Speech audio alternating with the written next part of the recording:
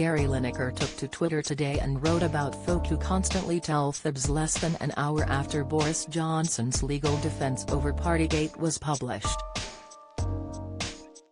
The former Prime Minister insisted in his written evidence to the inquiry that his denials over lockdown parties in Number 10 were made in good faith and based on what he honestly knew at the time. Taking to Twitter today, the Match of the Day host, 62, appeared to take a swipe at Mr. Johnson. He penned, "When folk constantly tell fibs, it's really difficult to know when they're telling the truth. I imagine it's even a challenge for themselves." Gary did not say who he was referring to, but many interpreted the post as an attack on Mr. Johnson. Some other users posted comical responses related to football, including whether the verdict by the Cross-Party Privileges Committee on whether Mr. Johnson lied to Parliament might go to VAR. Gary criticised Rishi Sunak's asylum policy, but returned to air following a boycott by Trump on-air talent at the broadcaster.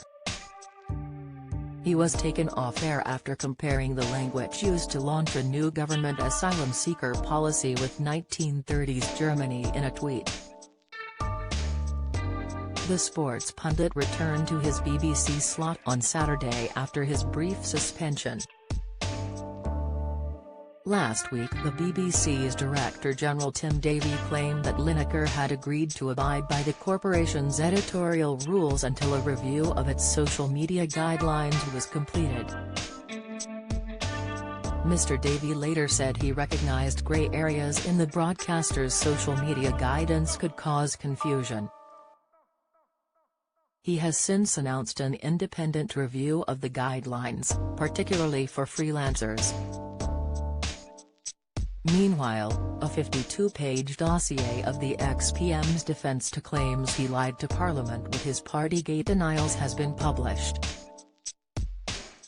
Mr. Johnson signalled he is prepared to take on the Privileges Committee tomorrow in a hearing to decide whether or not he misled MPs over Partygate.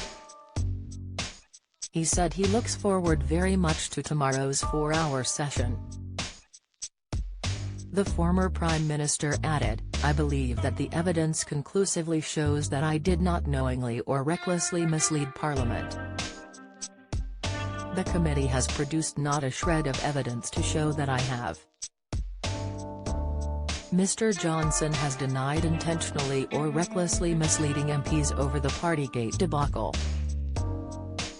He said, "So I accept that the House of Commons was misled by my statements that the rules and guidance had been followed completely at Number 10. But when the statements were made, they were made in good faith and on the basis of what I honestly knew and believed at the time. I did not intentionally or recklessly mislead the House on December 1, 2021, December 8, 2021, or on any other date. I would never have dreamed of doing so." He insisted that, other than the assertions of the discredited Dominic Cummings, his former chief aide, there is not a single document that indicates that I received any warning or advice that any event broke the rules. He urged the committee not to treat Mr. Cummings as a credible witness because of his animosity towards me.